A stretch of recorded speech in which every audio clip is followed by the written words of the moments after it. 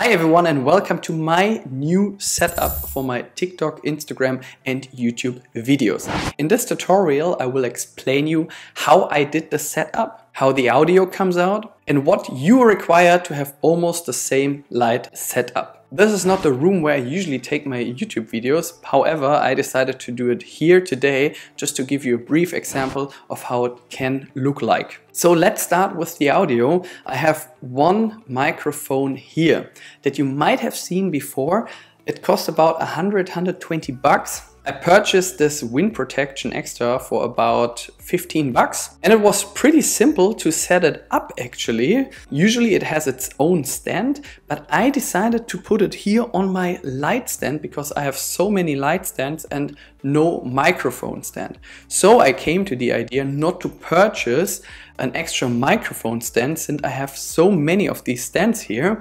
That's why I decided just to get an adapter to attach this microphone to my light stand. Usually you will see one of these microphones connected to a computer using micro USB, and I have purchased a long cable with a length of about 2 meters that goes now into my power bank just to power up this microphone. And it was so simple to connect it now to my camera. I'm filming myself at the moment using the Canon EOS R3, and that was just possible by connecting a 3.5mm cable to my Canon EOS R3. To set up the audio, I balanced it between -12 and -6 decibels. In the background, you can see two LED tubes, which I purchased. I can not change the white balance on them, but there are different versions available in cool or warm. They're also available in different sizes and I cannot control them using my phone. However, there were some adapters available, so you will be able to place them somewhere at your wall or above you if you want to.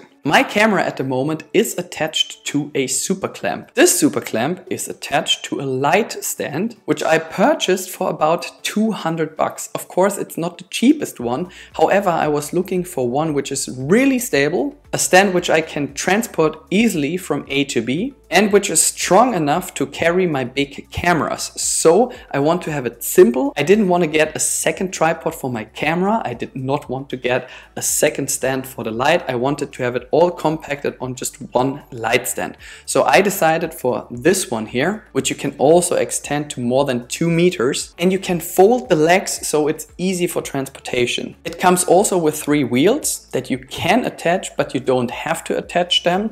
But for me it was just perfect, so I can easily move all the setup from A to B or from one room to the other to film something else. I got the super clamp here from Manfrotto for about 30 to 40 bucks. And the important thing is that you get the extension arm for that super clamp. So your camera has a bit of distance to the light stand, but you don't have to film yourself using your camera. You can also use your phone for that. That's the iPhone 13 Pro using the cinema mode. Just before you saw the main camera of my iPhone 13 Pro, and that is now the front camera in cinema mode.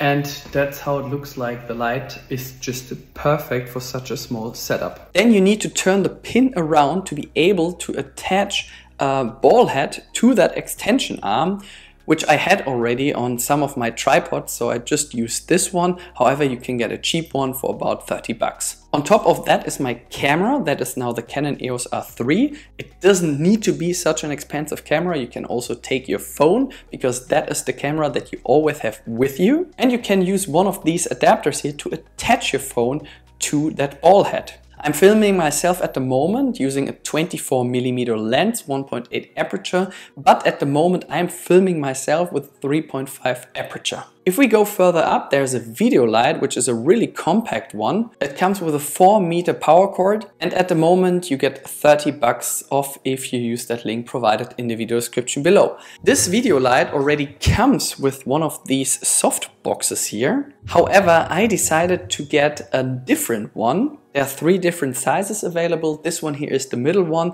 There's also a bigger one with 90 centimeters. This is now 60 centimeters, and there's one with 45 centimeters. If I remember correctly. And they retail for about 80 to 150 bucks. I just love that soft box because if I use the one that comes with that video light, you really have to be in that range and not in a different angle to that light. Otherwise, you need to change the entire lighting conditions. And this kind of softbox forgives you these kind of mistakes that you can possibly make. That was my tutorial about my new light setup. Those two LED lights here in the background won't be always there. However, the softbox, including the video light and the camera, I will use it in the future more often. I wanted to have it simple. You will find everything that I used in the video description below. If you have any further question, make sure you write a comment below. See you next time und tschüss.